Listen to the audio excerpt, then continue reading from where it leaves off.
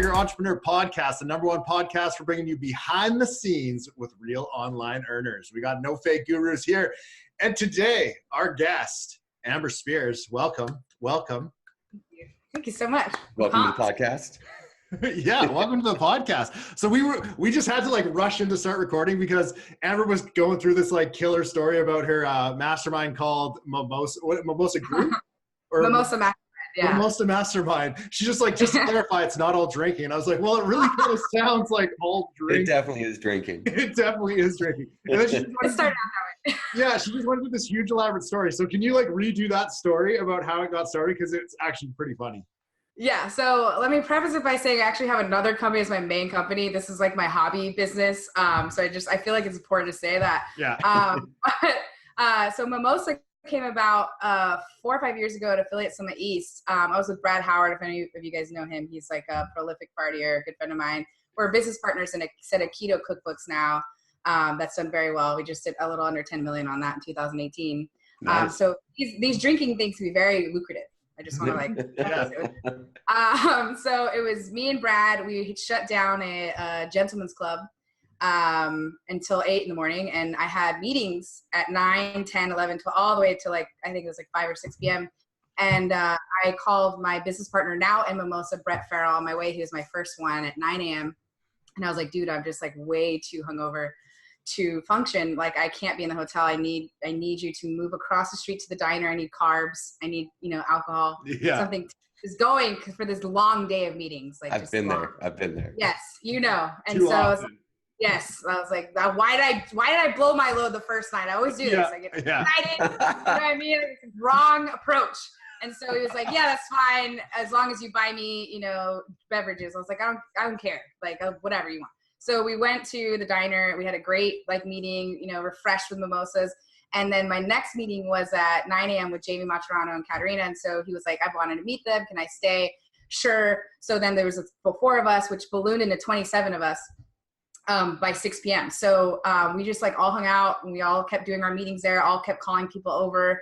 And we looked at that track record and we all collectively made our clients or ourselves around $5 million, like 4.7 million, like that we could track from that day of drinking. Yeah.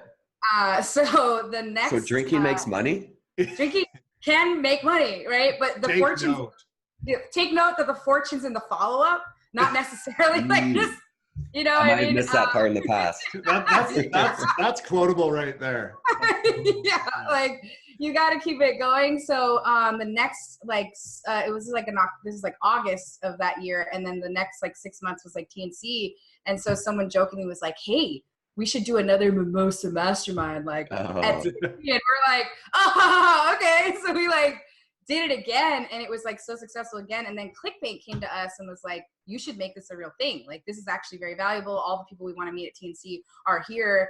And I was like, I'll do it if you guys pay us money to do it, and we get to do it in Cabo. And the one thing that I think is very different, why I joke about this shit because I think it's funny, but nothing I do is without ROI. Like, I'm obsessed with an ROI for my clients, everyone I work with. And so I was like, okay, what I want to do is I want to take an event where you work with people like Perry Belcher, who came to our first one, is coming to our next one, hopefully. And Chris Guerrero, like my business coach and mentor, and like all these amazing people. And I want them to get off stage and I want them to work with my people one-on-one. Oh, that's awesome. Yeah. So at my events, they do that. So all of our experts, we do full intakes. We figure out, what they're missing, what they're struggling with. And then when you come to my event, you get a minimum of 3, usually up to 6 one-on-ones with people that you normally don't get to spend any of that time with. And the experts, get to review your shit. And, if you're a media buyer, you get to poke around their Google AdWords or their Facebook accounts, give them specific instructions. And we have an 80% return rate for attendees and almost a 90% return rate for experts. So it's like I said, it's funny, right? The name is funny. We definitely drink. It's at an all-inclusive resort in Cabo. So we do enjoy, but we are there to make money back. That's amazing. Event, so. Yeah, it's fun. It's fun. Sounds like a good time. Yeah, you should go. You like it. Gabe doesn't like Mexico, but I'll go. Okay, you don't like Mexico? Why do I not like Mexico? I don't know. I just felt like that. I've never been to Mexico, first off. That's how I know you don't like it. You've never been. Do you like tacos? Or? Do I look like I like tacos? I just want to clarify. Yeah. You look friendly. You look friendly. Friendly people like tacos. I know my way around a taco. Let's just say that. like an actual, Same. like an Me actual too. taco. Yeah. Oh, you okay? Well, both. Here we are. The Here we beginning are. of the end.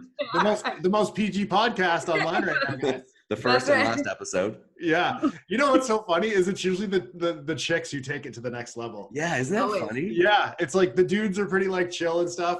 And then the chicks, like talk about dick pics, talk about like random stuff like that. Mimosa podcast. Mimosa podcast. How many people are how many people are members in your Mimosa podcast now, roughly? We have about 150 people that come every year. Wow. Yes, it's a good sized group. But we don't do like one of the main reasons why it's not like it's called a mastermind, which I think is very misleading because it's really just like an event. I always wanted to have like a group that I didn't live off of because I've helped other people build their like groups, their mastermind groups. And what I've seen is like, it's so political. Like you're like, you have a media buyer in there. Let's say you have a native ad buyer who paid 25 grand to be in your group or 40 or whatever they're charging now. And then you have another person in the group that comes up to you is like, hey, like I would really like to work with a media buyer. Like who you think? And in your head, you probably know like, yeah, this guy's a great media buyer for like financial, but he's not like a great media buyer for health. But God damn it, I need to get this guy back his ROI. So I better hurt him. You know what I mean? Like you gotta, and then it just, I've seen it happen so often that I'm like, nah. That's why East Fifth Avenue is like my main business. That's where you like see me speaking most of the time from stage and like all that, because like I wanted to keep it like separate. And I think people can feel that difference. Like I'm not going to, when you come to my event, the next thing I'm going to sell you is like, come to the next one next year. Yeah. Like, but I'm not going to be like, oh, I'm going to, if this is one time only, 5,000 off your $25,000 investment, it's just not that there's anything wrong with that because like I'm in a lot of those groups. Like I am. I'm in Mindshare, with JJ, like I work with Joe Polish a lot. Like I'm in a lot of these groups and I think they're a great investment. But I think that for me, politically, I already have to, I'm going to try to put this in a more PC version. No, owning an let's not go PG. management. Okay, well then I'll say it. It's like owning an affiliate management company sometimes can feel like virtual dick sucking. Yeah. Because I'm already having to play the political game and juggle all the stuff. Yeah. And then now add an event company on top of it where it's like more of that, more politics. I'm like, no. I want to build something that's a great community builder and great ROI. And I want to have another business that doesn't rely on that functionality because whether it's whether it's a purpose of my personality or what, but it's worked out very well for us. Yeah, that's awesome. It's funny too because there's so many affiliate companies that if they like don't suck a mean dick, you're just like beat it. Like I don't care. Yeah. Like we were talking, and I'm just on the like I'm being like as soon as she said that I was like fuck that makes sense because I'm dealing with some debt offers right now, and this guy's like your pixel's not fire or whatever, and I'm like dude fucking figure it out. Like this is your fucking job. Like go away. Sure. Yeah, I'm trying to make you money. Like what the fuck? So the key is a good BJ. There, answer. Done. There. Answer. That's why my team is 100% women. Import from Russia. No, actually, half of my team is from the Ukraine. My business partner. Yeah, she's. I guessed it. Yeah. You can sense it. The most beautiful. Those chicks are tough, though, man. Like they don't fuck around. Dude, they will like, punch you in the face, angry. I'm exhausted because they make me do so much more work than I would do. But it's like, you're going to do more work than me in my own company. Like, no, I'm going to stay up. I'm going to do it with you, Nice. That's awesome. Slave drivers.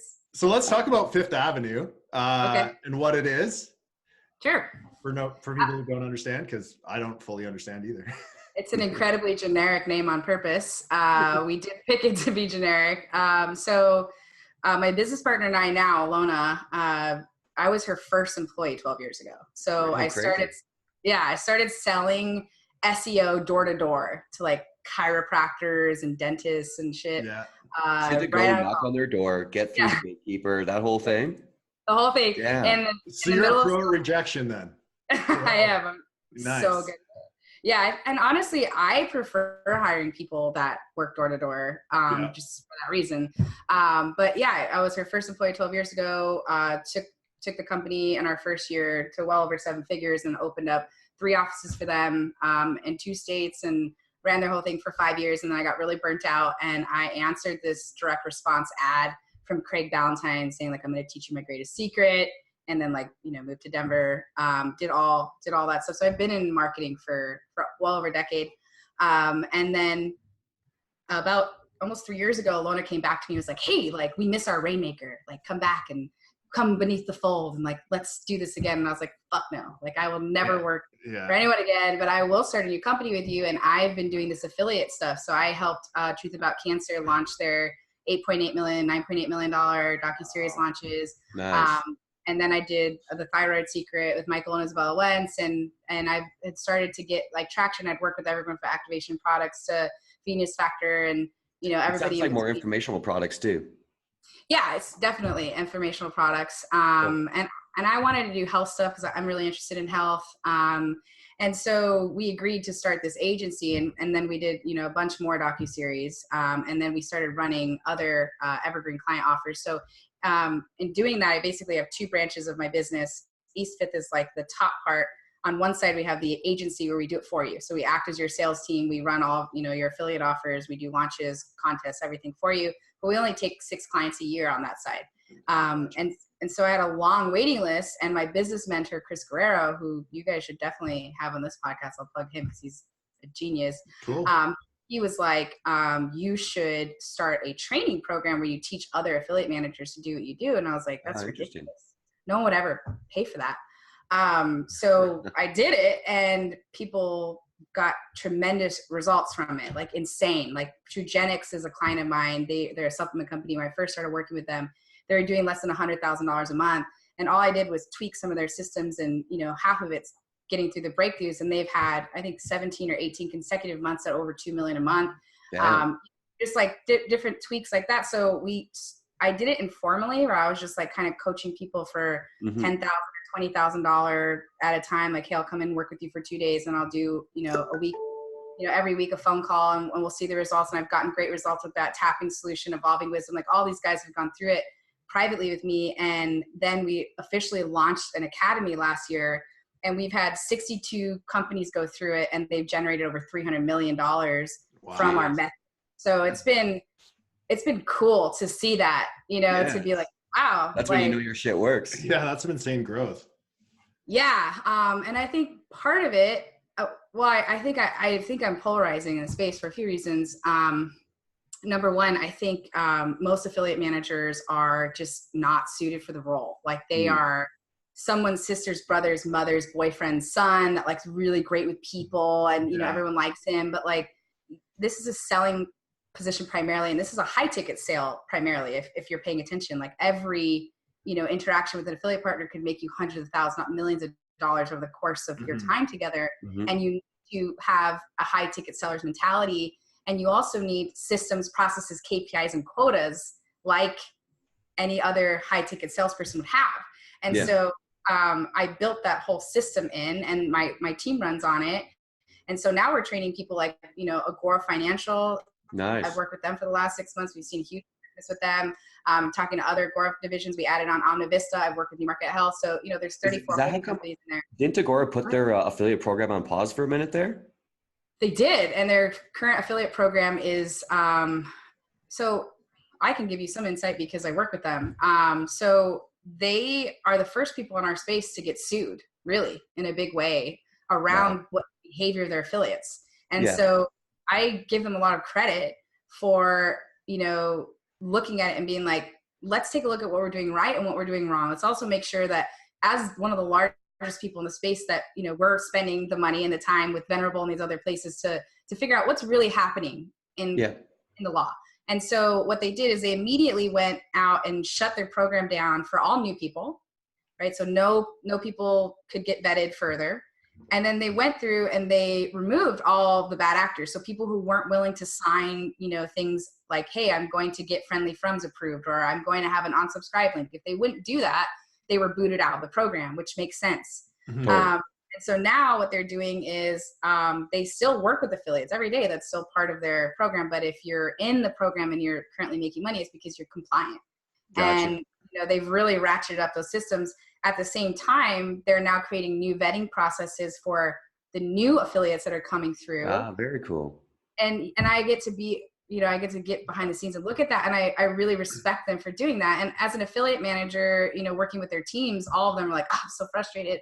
Like it's so hard to get any of these deals approved. And I'm like, well, listen, the fact of the matter is that there's a lot of meat on the bone with the current people you're working with. I know for a fact that everyone's always like, oh my God, the next super affiliate. Oh, if I just had that one super affiliate, I make so much money. I'm like, you're not doing the basics with the current ones that you have. Like you're not booking you're not booking all of your offers at once.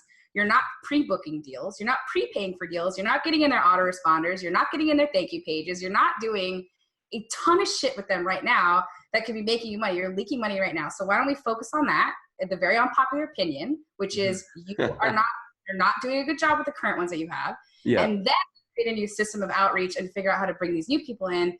And that's what we've been doing with them. And that's what I do with all my clients. Yeah. And again, it's an unpopular opinion. Yeah. Right. No, but it makes sense. Yeah. Yeah. It's, what is that saying? It's common knowledge. It's not common practice. Yeah.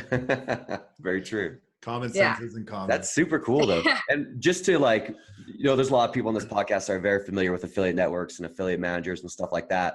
For people that aren't, basically what an affiliate manager is, to say Gabe wants to sell we'll say heart pills to get off the topic of dick pills. But, he could go and basically go out there, put his product out there and have other people promote it. Those would be affiliates. And someone like you would more or less broker that transaction. Mm-hmm.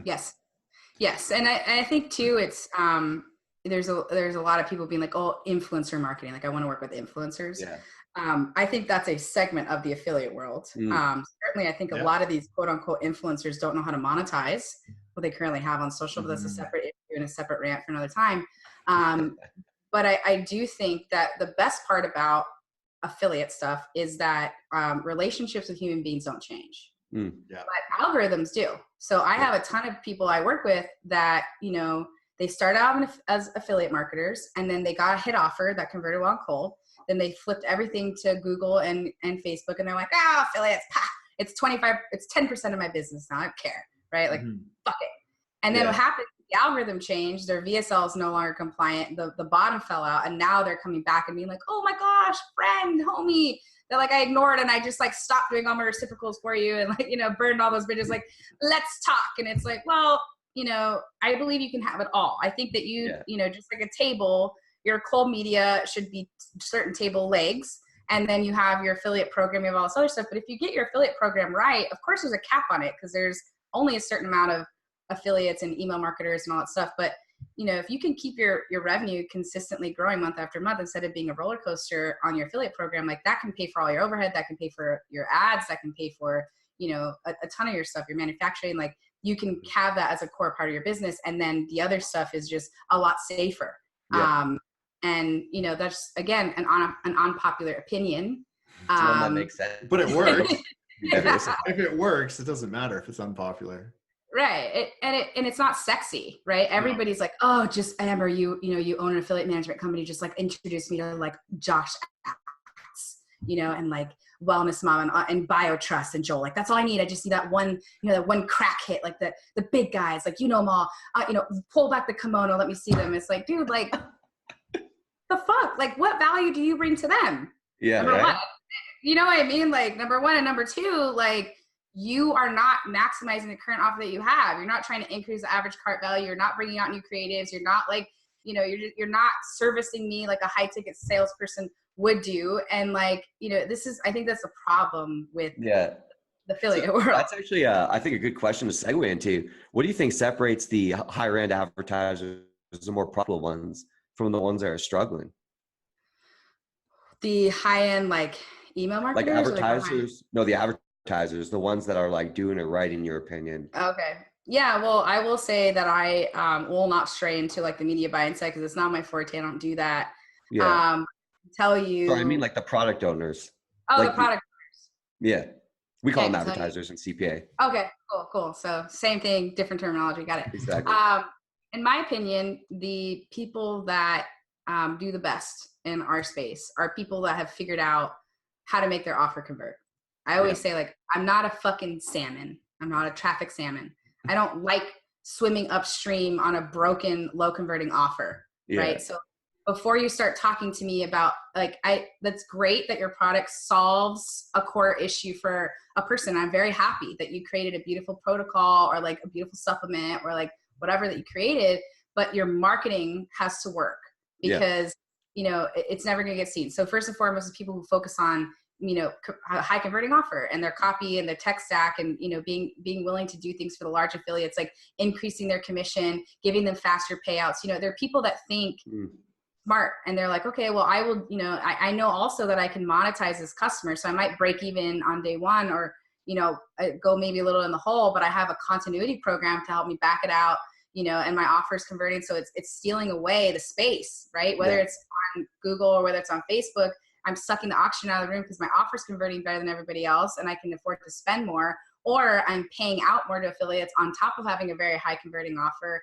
And I'm willing to cut deals with them that no one else is going to do. Like, you know, ACH someone their money every 24 hours or pay the $250 CPA on a, you know, $50 product. Like I'm willing to do all that because I know my numbers and I'm focusing on high converting. And then the people who stay that way are people that continue to maintain their top relationships and continue to optimize their offer. I see so many people that had like a super hot offer, you know, they're killing it for a whole year. And then it's like the next year they're like, all you see is them on Instagram and they're like net jetting and they're like doing all this shit. And it's like, I haven't seen their email creatives or their landing pages change in a year. And this shit's going to just like tank. Like you know, it's not going to last forever. And I think too, just a step further, and, you know, we talked about Agora before, you know, one of the things that they are really good at doing is back-end monetization, which means that they have a good relationship with their customer. Like, you know, we've heard that come up multiple times on how to have successful offers. It's just all back end. It's all back end. You can you can outspend everybody else, you know, and making sure that your offer on the front end converts well enough that, you know, bring the customers in. So, you know, for me, I always tell people like, I just am not a traffic salmon. Like, unfortunately, I'm not built to do that. I want like that to term. That's the best term I've ever heard. As soon as you said that, I just started fucking laughing. You're just packing tons of like random quotes over there, aren't you? I know, I love it. I mean, it's sound bites, but I could rant about it all day because, you know, I think that we are very fortunate to be in a time and place where like we have an ATM in the sky, which is the internet. Right. And we have more and more people getting online. And at the same time, we have these companies tightening the noose of compliance and what's actually scalable and what you can actually say because they're protecting the consumer. And if we don't start paying attention to that, this ATM is going to stop pumping out money for all of us. Totally. Yeah. And that's like, I don't want to be gloom and doom, but like at the same time, like, you know, like, well, how many times have we seen that too? Like something good going away just because like the compliance is out of whack. Every 6 months. Yeah. And it sucks. Like just when you get your footing underneath you, like it's ripped out from under you, you know? So that is why I like. Marketers ruin everything. Well, yes, they do. They actually do. Like it's true. They take anything good and just destroy it. It's true. I mean, I can't argue with that, but you know, I think also like I wouldn't want to be anything else. Yeah, I agree. Like, I agree. Have you always been this much of a hustler? Yeah. No, I mean, I talk about it now, like more in the last 6 months, but like I started selling at 4 years old. My dad is a missionary and he's like one of those crazy people like that talks on bullhorns at like street corners and like has pictures of fetuses, you know, he like chains himself to like Planned Parenthood. Like that's my dad. Yeah. And I haven't talked to him in years, but I was 4 years old when I first started, you know, converting people to Christ with my dad, right? I'd be like passing out pamphlets, like, you know, like the end is near, you know, like doing all this, like hustling. And then I was homeschooled. So I like kind of did everything with my parents and like, you know, it was just me basically moving. I moved 27 times before I was 13. So it was like you're selling yourself every time you hit a new place. And then I started selling glow sticks and then I started selling, you know, door-to-door SEO and like all this stuff I've been selling my whole life. But, you know, I think the principles are pretty similar for anything that you do. Like, you're like, people pay me for this, my phone, right? It's my connection, contact, keeping those strong. And then fundamental selling principles, like pulling the objections out of the sale, you know, talking about them, figuring out win-win, figuring out what happens if something goes wrong. Most people only want to talk about the upswing. They don't want to talk about shit getting fucked up or what happens if a mailing goes wrong, or, you know, if our partnership dissolves, whatever. Figuring that whole out, mapping it out, setting the table for expectations, and then doing the follow through, and then, you know, continuing to optimize that process with your client or your customer, your affiliate partner. It's very simple nuts and bolts that most people feel like they can set and forget, or that they have the hottest offer so they can dictate all the terms and everyone else is just like a minion. But, you know, I think that that's the same in any position that you're in terms of selling. For sure. That makes sense. That's crazy. Were you on the street corner when you were 4 doing that? I was hustling with those like little pamphlets, like trying to get people to come talk to my dad. I don't know how many people actually converted to Christ. I wasn't that interested in it. But, you know, it was, my dad certainly still is. And it's really interesting to watch that, you know, to grow up and to be a pastor's kid. You know, probably got rid of your fear of speaking to people. Oh, it definitely did. And watching people like yell at my dad, like, we're at a tailgate party. No one hear you talking about Jesus right now. Like, we're over it, you know? Jesus doesn't take breaks. My dad would love everywhere. that. He's everywhere. Watching all the time. Yeah, no, it was even at your tailgate party. Religion, such a funny thing. So switching over to affiliate partners, compared to advertisers, how different do you think they really are? Because I find like we're actually, because we've always done the CPA space, and so we have an affiliate manager hit us up, connect us with offers, but we've been getting more working with advertisers direct, and we found it like super beneficial. But we also found like the way they think and the way affiliates think are like can be pretty different at the same time. Yeah, I agree. You know, I think part of the difference between advertisers and affiliate partners is like the difference between business with a capital B and business with a small b. So like, you know, Apple is not going to make a handshake agreement with you over tequilas in the pool in Cabo and then continue to do multi-million-dollar deals with you across the year without a signed contract, without clarity. And that's the capital B. I think, you know, if you're working with an advertiser, you're usually going to get like a line of credit application and like all this other shit, like agreements of, you know, being exclusive or whatever they do. It's all documents. It's all catalog. With affiliate partners, in my experience, they believe that, oh, I'm going to see you 10 times a year, whatever. We're in this mastermind. So like we're homies, everything's gonna be great. And there's no clear expectation around the deal. There's no structure to the deal. And so that's one of the reasons why, you know, I think we've all felt it. Like if you've ever done a launch and you had your top quote unquote affiliate partner be like, yeah, I'm going to support you. And then you're waiting anxiously for them to mail. And then they mail, it's like 200 clicks. And you're like, what the fuck? Yeah. You know, what happened? And it's like, oh, well, they didn't tell you that it's going to be a PS in their newsletter buried at the bottom of whatever. That's going to be their shout out. Or they're only sending to their inactives and on opens, or they're only supporting you on social, right? So like for us, for example, I think a good concrete example would be, we don't do a launch for any client unless we have 350,000 clicks pre-booked or confirmed. Yeah. Crazy.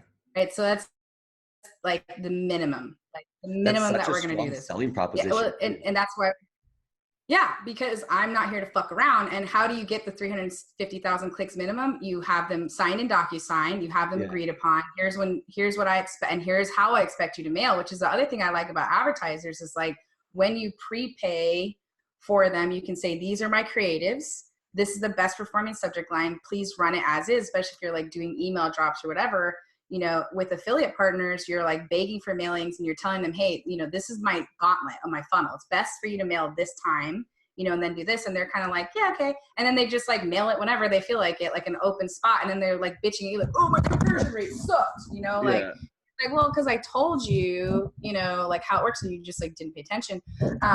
Sorry, my little speaker is like coming off here, but I think like that's one of the main things is like they don't structure their deals. They don't treat it like a real business. They treat it like we're friends, and that's, you know, how friends make money together. And I think that's one of the reasons why, you know, advertisers are so much easier to work with, because it's so clear the terms of expectations, and they're mercenaries. It's like the people with the best converting offer, with the highest payouts, that pay the fastest win. And there is that same application to the affiliate partners. If you have a high converting offer, you pay them fast, the fastest, and you work with them the most, you optimize, you work on your offer, you work on the creative, you work on the copy, et cetera, et cetera, et cetera. You do all that stuff, you will win too on that side. But, the missing bridge that I see is the lack of actual sophisticated deal making, negotiation, pivoting through the nose, like figuring out how we create a long-term partnership, not just like one-off mailings when I feel like it, like really sitting down with your partners.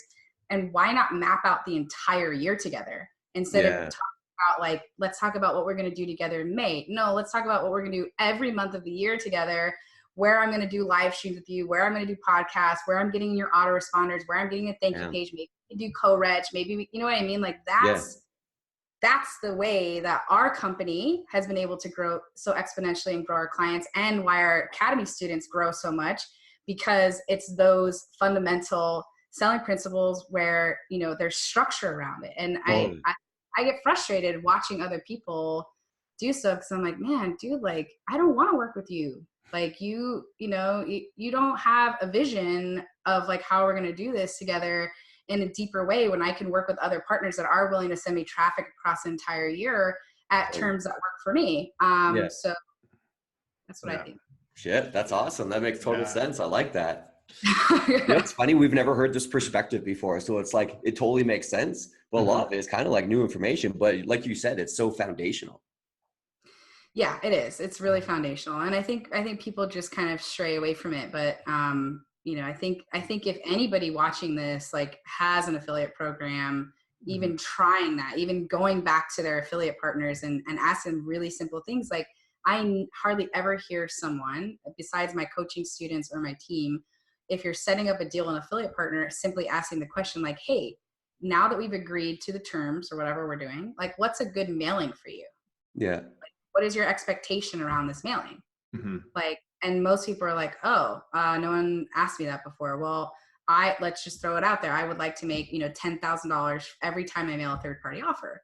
And you're like, okay, fucking phenomenal. Now I know I'm going to keep that somewhere in my CRM, right? I'm going to make sure that I refer back to it. And then I'm going to use that as my anchor point for, being better for you. So for example, if you mailed it and it did 12 grand, the first thing that I would want you to do is to go back to them immediately and be like, wow, you said you want to make 10, you made 12. You should really send on opens or send to opens. And here's a new creative that I would use. And like, here's your list of opt-ins who didn't buy, all this, like restructuring it so you can keep propelling that deal. Or on the other side, if it came in at 2 grand, now this is a very different conversation where you're coming to them, you're like, ouch. So I know you want to make 10, we made 2. Is there something going on? Are you testing it? Like, is that why I'm seeing this? Did you just kind of roll out in segments, or did this thing bomb for you? Because I don't want you to go MIA on me. Like, don't stop answering my emails. Right? Like, I want to acknowledge that for whatever reason, if it's not a testing thing, if you did a full mailing like you agreed to and it bombed, I want to acknowledge that. And I want to figure out how we can make this right. What else can we do? And also say, like, let's not stop the conversation here, and let's keep, repair our relationship. Like, some things don't always go right in business. Yeah. Right. I might be able to refer you to somebody that is a better match or whatever. Right. We might do something else, but like, that is just even something that simple, like, sets you apart from everybody else. But like, if you don't know, now you're guessing. Like, they went MIA. Are they busy, or did they fucking hate your offer? Yeah. Right. Like, what is it? And I think, looking at all the current deals that you have right now and saying, who out of this group of affiliates I'm working with could I convince, like, if they're sending me 10,000 clicks a month, could they do 15? And if they did 15, could we increase their CPA by $10 to send us 15 every month, and then use the lever to crank them back down if they hit under 15? So now I have levers going both ways, to increase the traffic or to decrease it. And you have punishments in between, and everything is in writing. I love it. That is awesome. Organized. That is next level. I can see why you guys only take on like 6 a year, because it's very hands-on. Yeah. Yeah. Hands-on. So hands-on. It sounds like a relationship, like an actual like dating relationship. It is. But that's cool. It is. And I think too, our coaching students that go through the academy, you know, they start trying these things and they start seeing the results and they're like, oh, it is actually, no one likes building systems. Yeah, nobody does. No one does, but you know what I think it is? I think it's like because you have to put mental energy to it. Yeah. I think that's the problem. People are lazy. Yeah. People are lazy, but if you have the system, you only have to build it once and then you can kind of keep refining it. And it's just like without a system is fucking chaos, and that's exhausting too. Yeah. It sounds like you're very systemized. Yeah. It sounds pretty comprehensive. Like all the different pieces, like you were saying, the co-reg, the thank you pages, all that stuff. Because you're right, all that is opportunity for selling, every piece of it. Yeah. Is your personal life as systemized as your business life? Oh God. The only reason why our business is systematized like this is because of Alona, my business partner. This is her fifth company. Yeah, it's her fifth company. So in my role is to sit from stage, to do podcasts, to, you know, lead the team sales-wise, to hit our sales goals. And her job to contain my chaos and to turn it into something that works. So make no mistake, this is not a function of me. I teach the principles and then we have that whole thing. But, you know, I think that's a really important note, is that, you know, I want to play the song I want to play. I don't want to have to play every instrument. I know what I'm good at. And it's the same thing with your affiliate managers. Like as you grow, I think that, you know, you have to take a look at who's in that role. So like a lot of times when I see a affiliate partner's revenue or clients like this, I'm like, okay, let's take a look at what the affiliate manager is doing every day.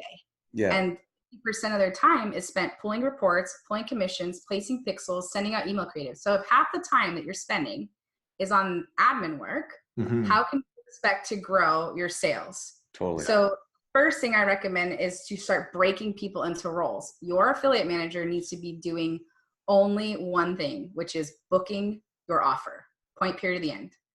And then you have like a growth manager who lives for reporting and systems and keeping things on track and doing the accounting and all that. They should be supporting the affiliate manager's ability to sell. And like, you know, that is like so important. It's like looking at the different roles, because I'm not good at creating systems. I'm great at living in them. And I'm great at, you know, figuring out ways to break the systems, because that's the product of my personality. I picked up on that. I was a terrible employee of Alona's. That's why when she came to me, it was like, let's get the band back together. I was like, why? Like, you know, we made a lot of money together, but why? Like, how desperate are you right now? Yeah, desperate. They lost their sales team that I helped build. So it was like, they were like, need you back. You know what I like about the affiliate manager and the growth manager is I imagine those are two very different personalities too. Oh my gosh, I'm so glad that you said there's a hot button issue for us. So yeah, we were like struggling to figure out, like, you know, you can explain the person that it should be, but we actually asked our coaching students and the top performing affiliate managers in the space and the lowest performing. So I'm not going to say who was who or what was what. And we did full Colby scores on them. And so we came back with a very clear. You guys did Colby on all of them? Yeah, we did on over 50 of them. And we came back and we're like, holy cannoli, dude. Like there is some very clear characteristics here. Like one thing I will tell you is like the affiliate managers that perform the best at the highest level, the ones that bring in the most sales, are very high quick starts. Right? Interesting. Your people that are the best at the growth manager are very low quick starts. So when you start to look at them, you might say, oh, wow, well, so-and-so who's my affiliate manager is great with people and she's a very low quick start, which is why she's not great at pivoting through objections and like booking deals on the fly, like networking. She's good at with people, but her brain doesn't function in such a way that enables her to be creative deal making, right? And so that was a huge takeaway for us. And we have like that whole thing is mapped out on the course, and we work with corporate clients on it. But like it was enlightening, and that was Alona, like a product of Alona being like, why, like, what is the difference between your brain and everybody else's brain and our team and everybody else's brain? And I think, you know, it's important to put people in a place where they succeed. One, in a role they're going to succeed in, and then two, you know, the frame around which they operate in. So our whole team has scorecards for each individual role, KPIs for each individual role. We talk to them every single day. We go over our numbers every single morning, you know, and then every month we do a full review of how they're doing and treat it like a real sales team. Because if you're not measuring it, you're not tracking it, then you have no idea where you're at. And this is why you feel like this revenue roller coaster. I'd rather realize, you know, we track very simply. I want to know your written outreach. Are you doing bulk emails or are you doing individual outreach? How many verbal phone calls did you have today? Did you do it on Skype video or did you do it on a phone? Did you chat with someone on Skype? Did you Facebook message them? I get down to the granular, because if we're not doing that, we're going to look at it. We're going to say, why am I having such a shit month this month? Like, what's going on? And then if you look into your data, you're going to be like, oh, well, because my lead affiliate manager hasn't done any fucking calls this month. Not a single one. Not one. She sent out a newsletter and has spent all of her time, you know, doing whatever admin shit that doesn't make me money. And I can now better prepare. So the next time I see this happening and I see the phone calls going down, be like, you better get your ass on the phone. Like, this is how we make money. Right? So as you're describing those, like, you're like video chat, audio chat, Facebook Messenger, like, which do you find to be the most effective for outreach? For me, I'm best at selling on the phone. Yeah, like audio or video? Either one. For me, I'd rather have video if we haven't seen each other in a while, because I think it's best for building rapport. Yeah. But, you know, I think that's another thing that's so tough about affiliate managers is most of them are not willing to get on the phone. They're only going to send you an email, or they're going to bother you on Skype and Facebook Messenger. Well, I'm great at ignoring all three of those. Like, you know, I'm an expert at it. I don't know the last time I got a phone call from an affiliate manager. Right. So wouldn't that separate them out? So, or not like a panic, like, oh my God, like my launch, I need your help, right? Like, it's, so I think the reason why we got that granular is because when we originally started, it was just written and verbal outreach. But then we started seeing, even in our own team and our clients, the slippage that happens, which is like, oh, so you sent out 183 emails today, did you? Like, wow, that's a lot of emails.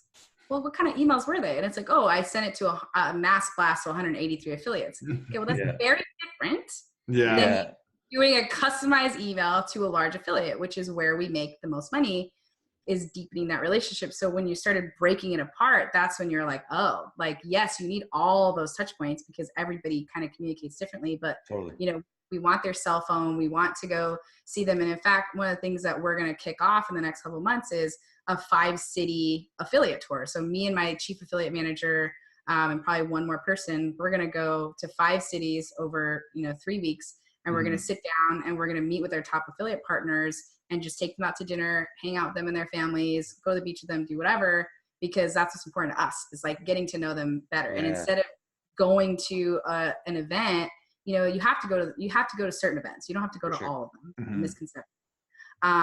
And you have to have a networking scorecard, and you have to have, you know, ROI down to the penny of where you're going. You're not going back to the fucking event. I'm sorry. You know, I'm not here to pay for my affiliate managers to get wasted at events. It's like, I'll pay for that all day long if they bring home bacon. That's not the point. But the point is having an ROI, you know, system up for events, and then deepening your relationship and showing them that you really care. Because, you know, I've started doing this 4 or 5 years ago, and I keep doing it, where it's like, you know, I know what their kids look like. I know, what their home looks like. I've been there. I've broken bread with them. I have a much deeper, and I care about them. I have a much different relationship with them. And I think people just, you know, you stick to email and to Skype, it's a death sentence. Totally. You know, it's funny. One of my friends, he owns a pharmaceutical company, and he has like thousands of reps, and me and him always have discussions about like sales and stuff like that. And I'm like, if you could boil it down to one word that makes the total difference between your top performers and like everyone else, he's like, the word care. He's like, because if you care, you follow up. If you care, you like go the extra mile. He's like, that's the only thing I can tell you, man. I just look for the people that care the most. And that's like pretty much what you're saying. Damn. Yeah. It's a total different reframe, but yeah, I mean, like, I think it's a really great reframe for what I said, because I mean, it's because we care. Like we understand the value of going to events, but we understand what's more valuable is actually sitting down and curating a relationship with them and getting to know them, and also having those conversations that can be hard, which is, you know, what works really well about our relationship and what doesn't. What are we doing that isn't working for you? And if we changed it, would it increase the volume that we're doing together? and what other possibilities do we have to work more deeply with each other? And you don't like the answer, but a lot of times, they're not going to tell you that, or over email or whatever. They'll tell you when you're sitting down with them face to face, and you care about them. So I think that's a big difference. I would do that if you haven't done like an affiliate tour to visit your top 10 affiliates and meet them in person. I would definitely do that, because it shows a whole different level of respect. Outside of an event. Yeah. Yes. Outside of an event. Yes. If you can afford it and that's something that, you want to do, certainly I think we can all agree our, top 10 affiliates usually drive the vast majority of our revenue anyways on the affiliate program. Yeah. That's cool. Very cool, man. There's some damn good insights here. Yeah. It's nice. Appreciate that. At what point would you recommend like an advertiser start bringing on an affiliate manager? Yeah, that's a good question. So I think every company is different. I don't like bringing on anyone unless they can 3x like their base pay. Gotcha. So first and foremost, if you don't have an affiliate manager or you don't have an affiliate program, because I see a lot of owners like, they'll have an affiliate program, but they'll be affiliate manager themselves, or they already have a very successful business and they're thinking about doing an affiliate program. Like, don't start it unless you really understand your numbers and you really understand what this person's gonna be doing day to day, and you have a very clear idea of, here's hitting out of the park for me, here's what's acceptable, here's what's not acceptable, right? On every key category. And here's what our program's doing right now. Here's how I expect to increase based in reality. Because this is another thing, that I work with owners about. Like, I remember working with someone recently, and I was like, okay, well, like, what do you want to do for your affiliate program? She's like, well, I want to do, 100,000 opt-ins a month. I'm like, okay, well, your list size is 45,000, and it's been that size for the last year. So we also need to root it in reality, right? Like, that's a lot. But I think it's like, but you also want to push people, right? This is why you have, here's exceptional, here's what's performing, here's what's underperforming. Here are the 5 things I need you to do every single day. They need to be money generating, and you need to pay for your fucking self, because it's not a charity, right? Like, I expect to win, and I'm going to compensate you very well for it. But what I see most people doing is like, oh, I'm the owner, and I'm just going to hire an affiliate manager. They're going to know exactly what to do, and they're just going to run with it. Or I'm thinking about having an affiliate program, so all I'm going to do is take what I'm currently doing, and I'm going to make a little affiliate page on my website, or put it on ClickBank, and then everyone's just going to come to me because I have the best owners. So it's like, how are you going to incentivize affiliates? How are you going to create structure around your program?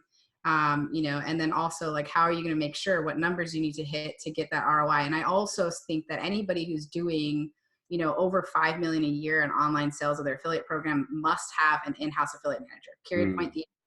Like, if you're doing that much volume, you need someone who's going to focus on you and only you every single day. Like, I'm an agency owner, and, I think, again, it's very unpopular for any other affiliate agencies listening or whatever. Like, we're doing our clients a disservice if we don't let them grow to the point where they bring these people in-house. Very cool. We can't focus on their business full time. We can bring them an influx of new affiliate partners and create structure, what have you. But like, every business deserves a chance to have someone work on their stuff, on only their stuff, when they've reached a certain level of success. That's awesome. I like that. Damn. Very unpopular opinion for sure. You're full of those. Opinion. But I feel like she smooths it over at the Mimosa Mastermind, so it's all good. But you guys, on your coaching, do you train them how to be affiliates too? Yeah. Okay. Gotcha. Yes. Yeah. It's both. So it's a 4-month program for $10,000, and basically what you get is you get like all these video modules of me and my team teaching, where we're giving you different, here's how you negotiate, here's how to handle objections, here's that. You get all of our work for people with no experience in the industry to begin with. It could be both. So we have 2 tracks. We have people with no experience, and then they get additional weeks included in the price. The price doesn't change. They just get additional weeks. And then it's fast tracks experienced affiliate manager. I've had affiliate managers that have been doing this for 15 years go through my program, and they've seen upswings. Like it's just fundamental. Yeah. Detail too. It does. And they get group coaching. They get, 4-5 group coaching calls a month. They also get one-on-ones with my team. Every lead affiliate manager that we work with has led a multi-million-dollar launch or has multi-million-dollar evergreen month. So they're all prepared. And, I have corporate clients that pay me significantly more than that to come out and work with their teams alone. But Nice. everything that we do from any launch or any outreach that a client's doing that works, we just dump it right back into the program so that it's like always current and it's always working. And, I think coaching is just so important for any sales position, like for anything. For anything. Yeah. Like, Totally. I agree.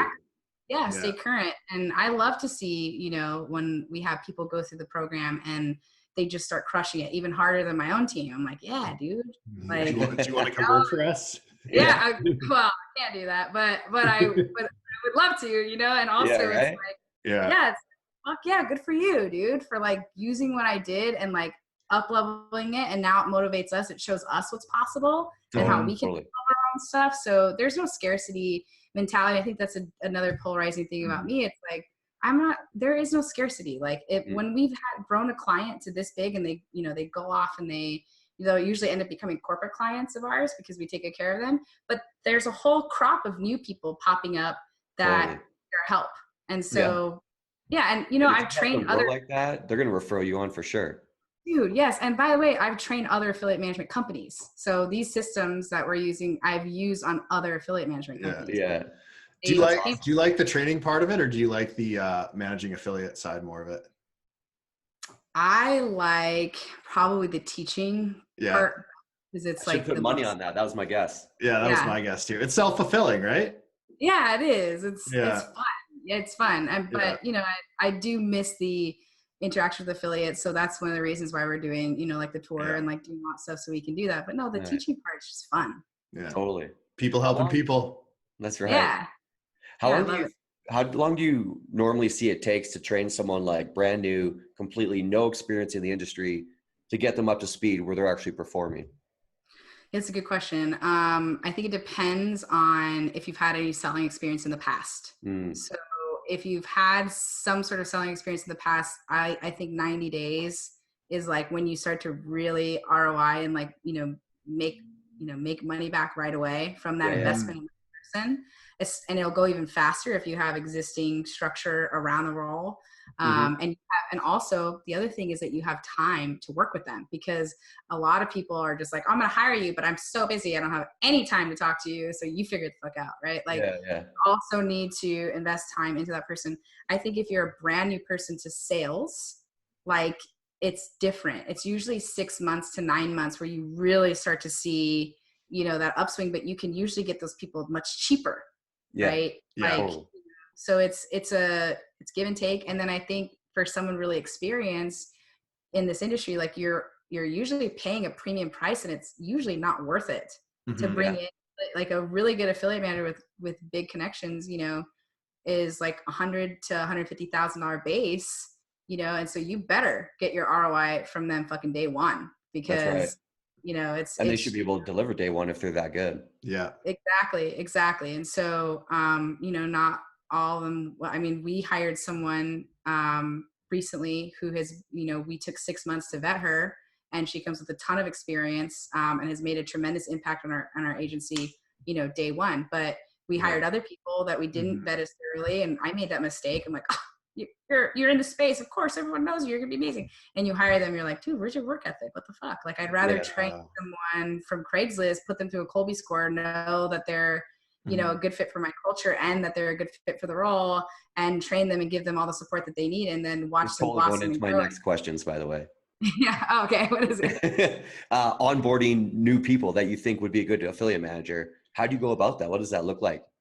Yeah, so we have very specific ads that we've run and clients have run to find like the right people. We've run it everywhere from, Craigslist to Facebook to LinkedIn to everything. It depends again on the role. We have a very specific onboarding process for us in terms of hiring. So it's like the specific ad, and then they do a video, and the video and the cover letter have to hit certain things so we know that they're detail oriented. And then from there, my entire team meets with them, like our executive team, to make sure that they're a good fit. One-on-one or a group? Both. So depending on who they're reporting to, right? So if they're reporting to operations, they're going to meet with the operations team and then individually with the director of operations. Okay. Same thing with the sales. They'll eventually come up, to chief affiliate manager, which is Christina. And then, I'll get the final say, just kind of take like a final look through. But, part of that was because of my character, my personality. Like I like vibrant, outgoing, charismatic people are not always the best fit for my company. And my team's much better at like, okay, let's put them through the process. And then once they're in, we have that very clear SOP where like every week they have to hit these specific numbers, and it's a 90-day, basically like a 90-day trial for us to work together where you're not commission on that 90-day, like you're getting a good enough base. And then, if you make it through the 90 days, then you get, the increased commission and you kind of soar from there. But like we had to do it through trial and error, That's so cool. I love all the documentation you guys have. Yeah. Do you find the Colby score to be pretty accurate? It's been more accurate than anything else we've tried. Certainly, I think that, it's like your horoscope in a lot of ways. Like you're an Aries, so okay, Yeah. Yes. And, you add that extra layer of protection where it's like, and it's only when it's very drastic. Like if I see them super high quick start, I'm like, okay, like this person's probably going to be a good fit for this. And then you add in, do they have experience selling? And if so, kind of experience, and, are they fine with the commission structure? And, like it's, it's good baseline. Gotcha. Yeah, but I think it's probably more accurate than a horoscope, but yeah. I don't know. I read mine daily. It's always right. I'm totally kidding. I don't read mine daily. I don't know the last time I read a freaking horoscope. They just like, they kind of make you believe that like, oh yeah, that is my lucky number. Yeah, that is why I'm such a bitch. Like, I'm like upset over a breakup because I'm a fire sign. It's like, no, well, yes, and work on character development. So fun. Going, one thing I'm kind of curious about as you're talking, what do you think is more important, someone with desire or someone with experience? Someone with desire or someone with experience? I think someone with desire is going to be better than someone with experience. Yeah, because I know a lot of burnt out affiliate managers. Yeah. Gotcha. Makes sense. Yeah. Tyler's just like working through his hiring process right now. Yeah, I'm literally, because that's what I look for. Someone with strong drive. And I recently, probably about a year ago, I hired him, and it was a non-tech person, and part of his role was tech-based. And for the first 3 months, I'm like, oh, fuck, like this was a mishire. Now he's turned into like one of the most valuable people we have. Romano! Yeah, it's simply because his desire outweighed his inexperience in something. But he was so fucking dedicated to learning that he did, and now he's a master of it. Yeah, and he's a beast, man. He's a beast. He is.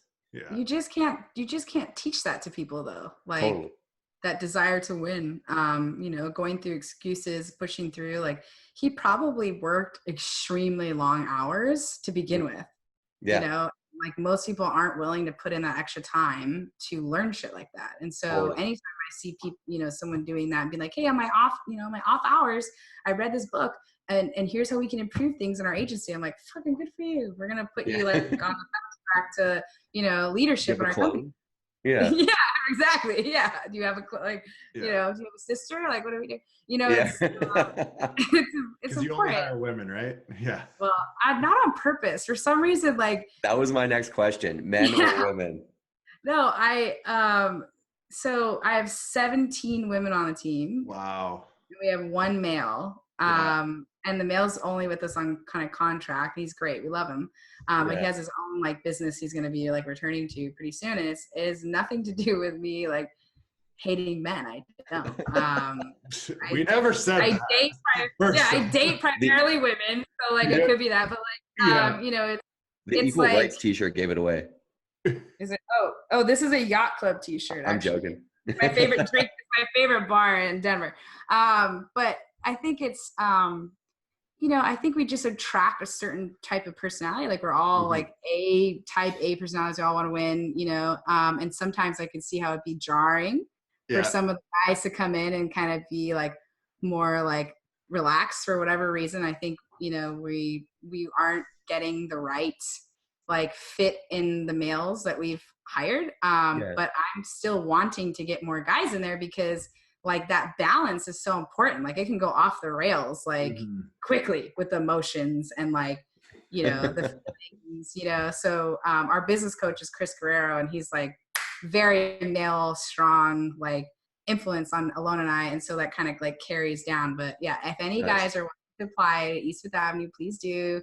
Please know what you're getting into. You work with 17 women. Yeah, work with 17 women, all beautiful, all awesome. We'll make a lot of money together, but you have to have fortitude, right, to do it. Submitting my application now. That's crazy. I love the power chicks, man. That's awesome. I always have such a good time on podcasts that we have women on here, and it's like, at first it was hard to find any, but now we're slowly stacking them up. We're getting there. I think Meredith. Do you know Emily? Emily Lark? Yeah. Oh my girl. That's what I said to with. Yes, I love Emily. She's you know who hooked us up with all these people is Todd. Todd Brown or Todd Lamb? Yeah, Todd Lamb. Love him. He's the one that got me on this one. I love him. We're tight with Todd. Like Todd's our boy. He's amazing. Hot dad Todd. Yeah. Oh my God. He's so hot. I love Todd. Yeah. He's great. Awesome guy to get wasted with too. Just freaking hilarious. Oh my gosh. He came to Cabo in October. He's going to come to Cabo again, and he is the most fun to drink with. Yes, he is. We witnessed it many times. Quite grand. He's a bit of a legend. I don't want to go anywhere without him. Yeah. I love it. Well, if you want more women on, let me know. I've got like a ton of good, ladies that would be a fit. And Emily's hilarious. Has she already done it? Yeah. And she was so much fun. Emily and Meredith have been, we're great. Emily was a lot of fun at TNC as well. Yeah. Oh my God. She's so fun. She's so fun. Have you talked to Natalie Hodson? No. Don't know who that is. She'd be good. Yeah. I'll send you over a list of some girls. That's awesome. That'd be badass. Yeah. Were you at TNC at that rooftop party? That was my rooftop party. How come it said Britney Spears? No, it was Brittany Watkins, Amber Spears. So East Fifth Avenue, that was our party with Fatera. So me, Emily Lark, Brittany Watkins, Alona, and Chad Tackett, we put that party on. So that was our party with all the glow lights and stuff. I remember, because we walked in and saw Emily, but we didn't see. Emily was like trying to make us take over her booth. She's like, this band is here and they're not very good. And they took over my booth. So you guys should kick them out. Oh, she had me do that, and I kept kicking them out, and they kept coming back. And I was like, I'm putting out fires. Like, I have things to do. No, I was like running all around. So I spoke at TNC this year, and Mosa, and we did that party. So it was, and we sponsored. So it was like a really busy TNC. Yeah, next you guys must have been. Dude, I'm still tired. Did you get the TNC flu? Oh, for sure. Yeah, actually, I did. You know what? I was energized from TNC because we left rainy Vancouver to sunny San Diego, and I was like, my life is perfect. I don't want to ever. I like Vancouver though. It's cool. I didn't know it was gloomy. In the summer, it's great. So great. Like beautiful. But the summer's 2 months, and Yeah. Well, you can always come visit Alona and I. We have a always watch on the beach. I can actually see it from here. Where do you live in San Diego? We live in Del Mar. Nice. Oh yes, I knew that. You said that. Sorry, my bad. Yeah, no worries. Yeah, you guys are more than welcome to come, and I'll make sure to invite you to our next rooftop party. Now I know who you guys are because you guys are super fucking cool. Yeah. We'll totally yeah. I'm in. I like it. That's cool. Yeah. We're gonna do it again. It should be good. We should see if Brittany Watkins will be on this. She's fucking really interesting too. You like her. Cool. That's awesome. We're always the female entrepreneurs have been so different from the male entrepreneurs. Yeah. And how what way? Just like the way they think and they approach stuff, and like some of the advice they've given. Also, I would say like a lot of their businesses, you've seen the scale happen a lot more rapidly in a lot of respects. And I think it's maybe because they get their ducks in a row and they focus on what's important. Yeah. And that could be a generalization, but like the way Emily grew, the way Meredith grew, like, compare that with other people, they grow every year, but Emily and Meredith grew freaking fast. Dude, it's been unbelievable to watch them. Like, I'm just so like grateful, like to be a small part of that journey. Did Emily tell you how she kind of first got her offers going? She talked about how she would like write out sales letters and stuff. Yeah, so she did. And TNC last year, Oh no, I was at Affiliate Summit West last year, and I was hanging out Vegas. at the ClickBank. Hang out at the ClickBank like platinum party, and I see this like tall white woman following me around from place to place. I'm like, what the fuck is this? Like, and she kept like hovering over my conversation. Yeah, and she would like interrupt, you know, like it's just her like Midwestern like interruption type thing. She's so polite like, too. Oh, she was going for it, and I was like, who is this? And she gave me her card, Emily Lark, Back to Life. And I was like, okay, cool. Well, and she was like, I heard you do Mimosa Mastermind. You're doing it at TNC. Like, can I please like come? And I was like, in my head, I'm like, I don't know you. It's like very curated, but perhaps, you know, kept her card. And then she started texting me nonstop. And so right before TNC, she was texting me. She texted me this long thing. And it was like, again, it's Emily Lark. I would do anything for a hot seat. I'd, you know, clean your car. I'd wash your house. I'd do your dishes, like anything that you need. No one's mailed for me yet. And like, I really know I have a hot offer. And like, please put me in the front of the room. And so I brought her to the front of the room. I read out her text because I know my group. I know my group wants to help. And so I wanted to position her in a way that like she could actually succeed. And it was a little embarrassing for her, but she took it like a boss. Pushed her whole offer. And then she had Venus Factor, Mike Geary's team, like everyone in that room committed to mailing for her. And she was fucking had a hot offer, and it just like took off. It was like the first people she got to mail for her, which is like why those are strong people to get mailing. Dude, like, and she was persistent. Dude, I love that about her. Like, she's just like, unsuspecting too. Like, you wouldn't really, like, if you met her, you wouldn't be like, oh, this girl hustles hard, but she does. And she does all the fundamental principles, man. Like right now, like we were just talking to her the other day, and she's like, yeah, like, you know, she memorizes all her speech for social media world. She like rewrote all her scripts by hands. Like she's just, she does the work, and she doesn't outsource it to anyone. She just does it herself. Damn. That's amazing.